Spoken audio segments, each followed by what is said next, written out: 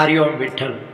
प्यारे गुरु भक्तों, एक बार की बात है, संत नामदेव जी महाराज रात्रि में विश्राम कर रहे थे।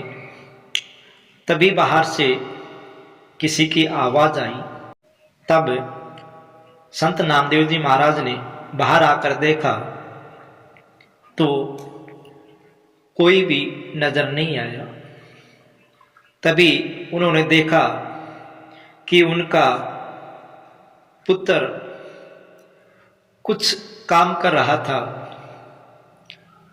संत नामदेव जी ने अपने पुत्र को कोई वस्तु दी और कहा कि इसे जाकर के अंदर मेरे तख्त पर रख दो। संत नामदेव जी का पुत्र उस वस्तु को लेकर के जब अंदर कमरे में गया तो वहां अंधेरा था और जैसे ही तख्त के पास वह वस्तु रखने के लिए पहुंचा तो उन्होंने देखा कि वहां पर एक सांप है और वह बच्चा दौड़ करके वापिस संत नामदेव जी महाराज के पास आया और बोला, पिताजी अंदर तख्त के पास तो सांप है। संत नामदेव जी ने कहा, बेटा तुम घबराओ मत, अंदर जाओ और विठल विठल मंत्र का जाप करो, जिससे वह सांप दूर चला जाएगा। संत नामदेव जी के बेटे ने ऐसा ही किया। वह अंदर गए और विठल विठल का जाप करने लगे, लेकिन सांप वहीं था, वह दूर नहीं गया। बच्चा फिर डर करके वापिस बाहर आ गया और संत नामदेव जी से बोले, पिताजी सांप अभी भी नहीं गया।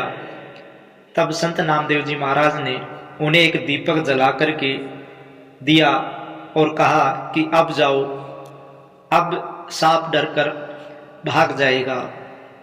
तब संत नामदेव जी महाराज के पुत्र ने वह दीपक लेकर के अंदर गए तो जाकर के तख्त के पास देखा कि वहां सांप नहीं था, बल्कि एक रस्सी का टुकड़ा पड़ा था।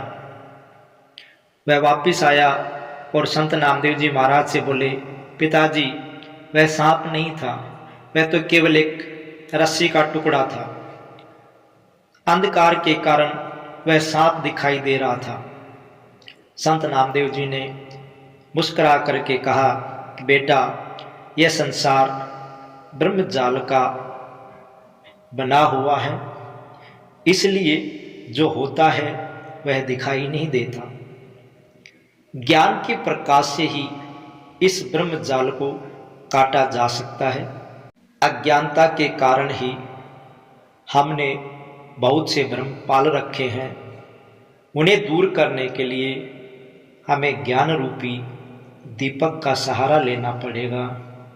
तो प्यारे गुरु भक्तों, आज की इस कहानी से हमें यह शिक्षा मिलती है कि अज्ञानता के कारण हमारे जीवन में भी अनेक ब्रह्मजाल फैले हुए हैं। यदि उन्हें दूर करना है तो हमें ज्ञान रूपी दीपक जलाना होगा, तभी हम इस अज्ञानता से और हमारे जीवन में जो अंधकार रूपी अंधेरा छाया हुआ है उसे दूर कर सकते हैं।